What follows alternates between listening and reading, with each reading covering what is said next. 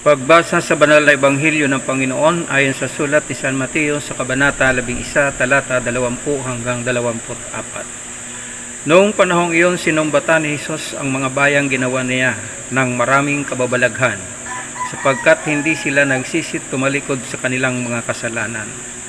Kawawa ka Corazin, kawawa ka Betsaida, sapagkat kung sa Tiro at Sidon ginawa ang mga kababalaghang ginawa sa inyo, malao na sanang nagdamit ng sako at naupo sa abo ang mga taga-roon upang ipakilalang sila'y nagsisisi.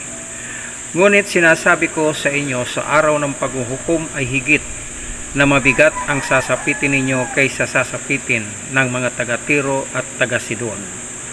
At ikaw, Kapernaum, ibig mong mataas hanggang sa langit, ibabagsak ka sa Hades, sapagkat kung sa Sodoma ginawa ang mga kababalaghang ginawa ni rito sa inyo, sana'y nanatili pa ito hanggang ngayon. Ngunit sinasabi ko sa inyo, sa araw ng paghuhukom ay higit na mabigat ang iparurusa sa inyo kaysa dinanas ng Sodoma. Ang mabuting balita ng ating Panginoon.